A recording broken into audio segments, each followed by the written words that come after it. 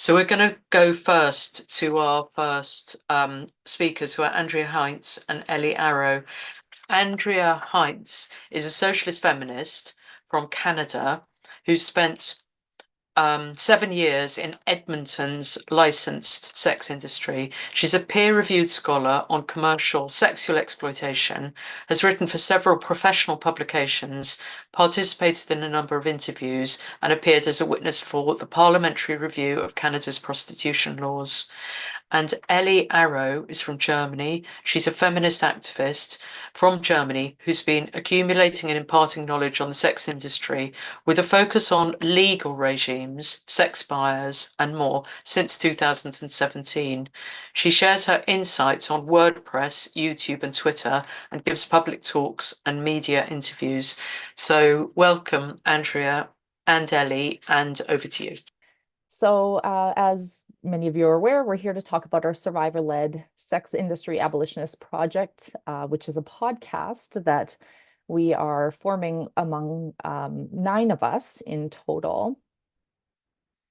So the next slide here has our logo, which we have just finalized, and we're really, really excited about it. We think it's quite eye-catching.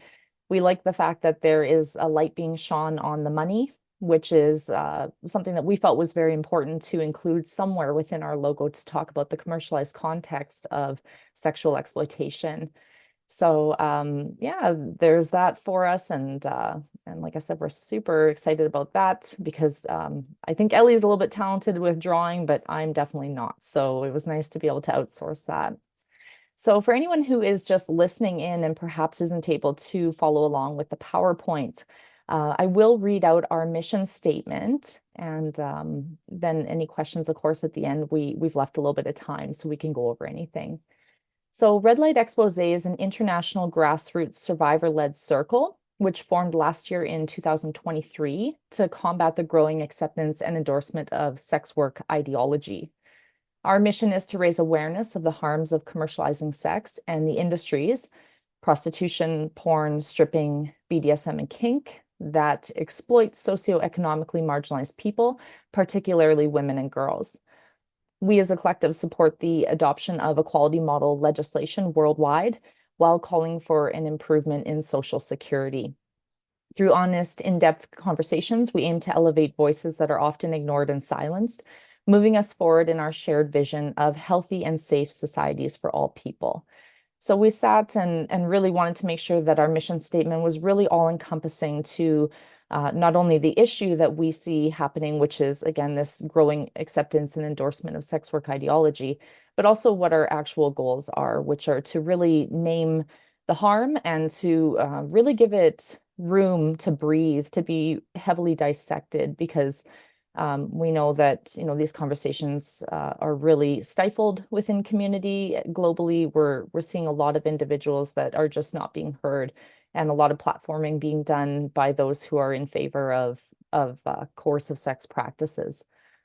So then moving on to our next slide, some of the topics that we really want to touch on and make sure that we cover. When we're looking at this issue, obviously, there's always kind of the triangle, which commonly is prostitution, pornography, and trafficking. A lot of the issues that we discuss fall under one of those umbrella terms. So again, for those who are listening in, just some of the things that we want to make sure that we dissect a bit are, the sugaring issue, which we're all well aware of, is infiltrating into a lot of post-secondary institutions. We look at the work of Nordic Model Now with combating the student sex work toolkit that was coming out of the UK. So we really want to touch on that because here in Canada, the numbers are staggering. Some of our universities, especially here, are reaching some of the top sugaring websites for universities. Seeking Arrangement has said that I think something about 3 of our universities are in the top 10 of sugaring. So we definitely want to touch on, of course, the standard escorting, brothels, also known as body rub. We want to get into stripping, all of the survival sex, so the street level exploitation that is still occurring in certain pockets of areas of the world. Getting over into pornography, we obviously want to really touch on what we're seeing in the trends of AI and deep fakes, because we're right on the cusp of all these new changes. And these things, as we know, are just not making the front lines. So it's a very unknown area, even to many of us, but we're hoping to really find some people who are savvy in AI that can kind of give us a little bit more insight into that so that we can create some proactive strategies to combat it. I think someone in the chat had said, don't forget OnlyFans. So right there beneath it, we do have OnlyFans, or this concept of, self-driven prostitution. So we really want to kind of talk about the power dynamics and how exploitation can still occur in contexts where the seller, the exploited person, is seemingly in charge of their own activity. BDSM and kink culture, obviously replications of trauma, opportunism of exploiters to find vulnerable women who fall into prostitution and are looking for more money, as BDSM and kink acts typically do pay higher amounts of compensation to the women. Dark web, kind of getting into how police tackle those things, how we can stop content from getting onto the dark web. All the grooming, the child abuse, everything that links into this, touching on trafficking, how it all ties in, especially in Canada, to our missing and murdered Indigenous women. So huge issue in Canada with over 4,000 suspected MMIWs. Excuse me. Policy, laws, policing. We could probably make a whole podcast just on that topic, with how that is always such a moving piece of the puzzle globally.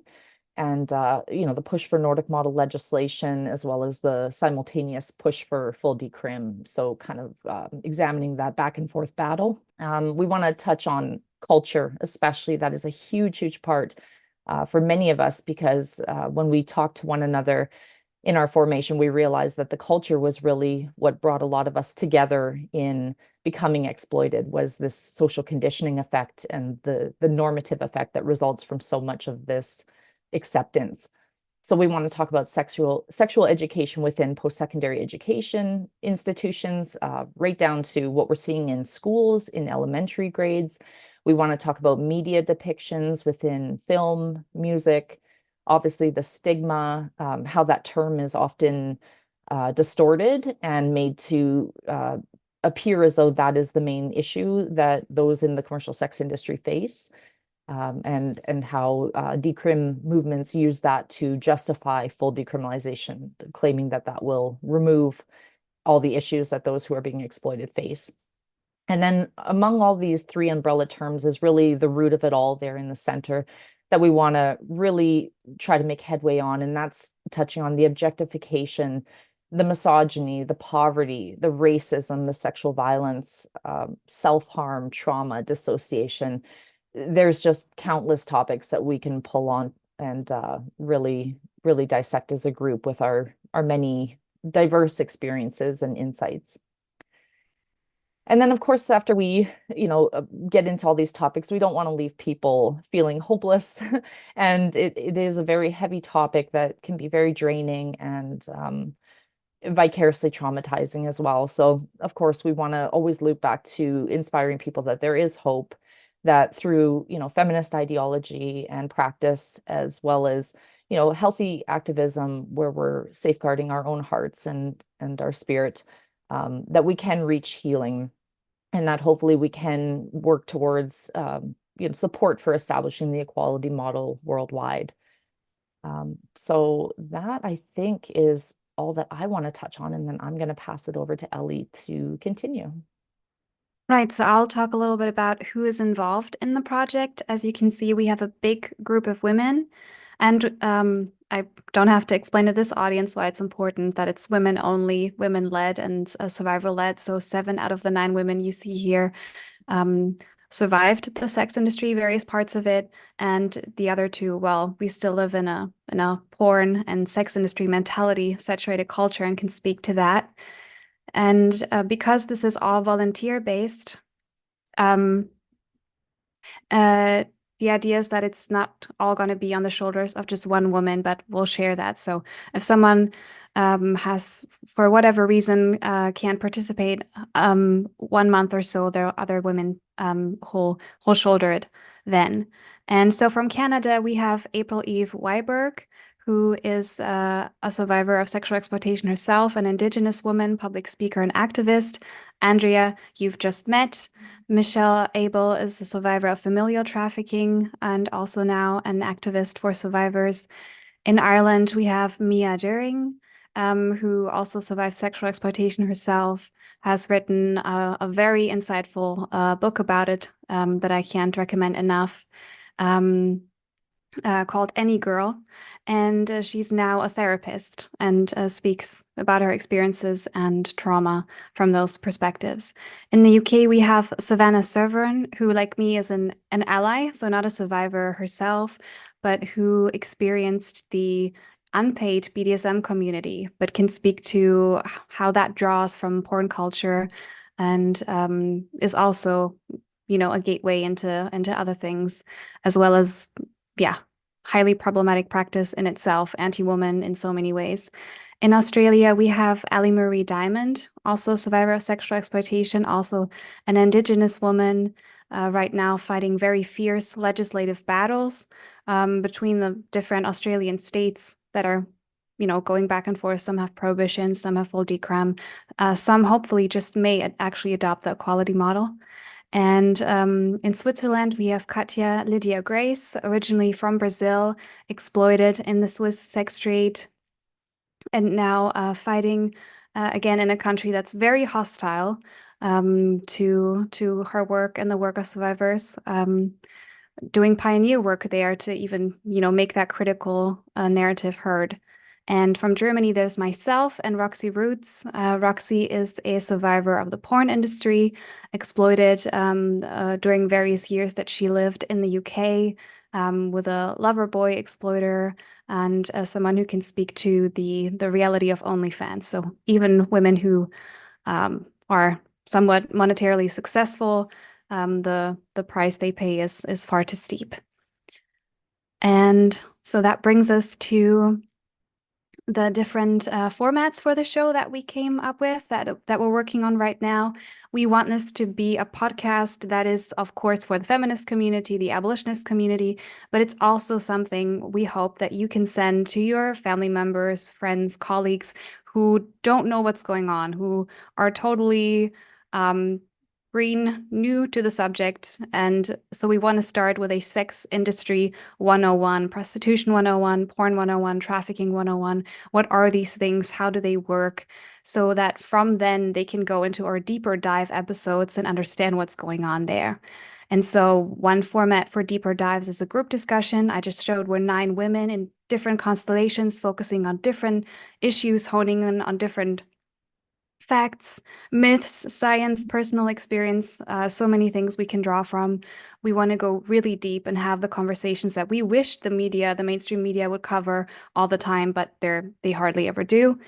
And also, we hope to bring, hopefully, let's say at least once a month, a news update, updating the international community, what's going on in the abolitionist side, what's going on in the culture. Again, many different things to talk about. What's in the news, but we're maybe not hearing the full story. What's the survivor perspective on this, etc. And finally, of course, it's supposed to be a platform, especially for survivors of the sex trade, but also other experts to bring that knowledge to a broader audience and get a lot of those voices heard in one dedicated place. So where we are in the project, we originally started out having conversations independently. Many of us were thinking, why isn't there, a survivor-led podcast that really brings all these different issues together? There are some that are on trafficking that are excellent, but they don't necessarily tell the broader picture.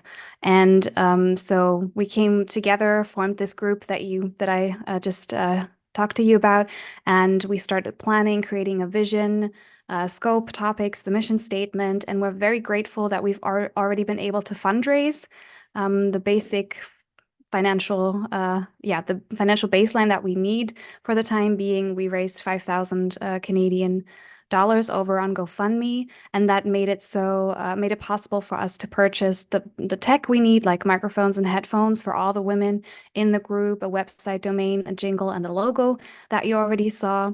And we will have running costs, especially for editing, which is a very time-consuming part of making a podcast. But we also want to make sure that when a survivor of violence, of sexual exploitation comes on our podcast, they don't have to do that. Yet another volunteer-based thing for free. We want to compensate them and really show appreciation, because we know that it can cut into someone's finances. It's a difficult thing to speak about publicly. And yeah, to make sure that women feel appreciated for the time they invest when they trust us with their stories and insights. And the point where we are at now, we're very close to recording our first episode. We will, in fact, do that next week. And we hope to get a few completed, edited, finished episodes under our belt so that we can apply for long-term funding. So that's the big challenge now. How can we make sure that we can keep going and maintain this project in the long run? And so there are different ways, well, why we come to you, there are different ways to potentially support us. So we have someone waiting in the wings who could help us with post-production for a reasonable price. But some women have expressed they would prefer if it was a woman. The person who we're talking to right now is a man, and some women have said, especially with sensitive content, they would love if the editor was a woman. So if somebody knows someone or would volunteer their own time or give us, an affordable price, or even do that just on specific episodes with sensitive content, that would be one way to help us. And same with the website. We can, of course, hire a professional designer, and we think anyone should be compensated for their work. But yeah, if someone with a feminist background knows where to get a good price or would offer that themselves, or feels passionate about this and would like to be involved in some way, that's one way to do it. And same with marketing. Again, Andrea and me, we have a social media presence. Other women in the group do as well. But it is a lot of work to keep posting about a project. So any help in that area or ideas, recommendations, do's and don'ts would be helpful, because none of us are professional podcasters. Well, actually, except Savannah, who has some experience with that, but everyone else is new to this. And finally, fundraising. Where could we get a one-time sum or a longer running funding that doesn't censor us? Because that's obviously, again, don't have to tell this audience that feminists get censored all the time for the various supposed phobias, and we'll be touching on a number of sensitive issues. And we want especially survivors to be able to speak freely, even if their experience is somehow considered not politically correct or just touches sensitive areas, that there will never be a conversation that doesn't irk someone out there in some way. And yeah, just the easiest way to support us is the GoFundMe, which is still running. So there you can find the link. But if you don't have anything to write it down now, no problem. We'll be sharing it later. And it's also the pinned tweet on my Twitter profile. So if you go to @EllyArrow, that's ELLY arrow, like bow and arrow, you can also find it there and support us. And we appreciate any sum, big or small. And yeah, we're especially here to crowdfund ideas on how to, like I mentioned, the tech, the fundraising, to get ideas on how to do that from other women who maybe have more experience in that area.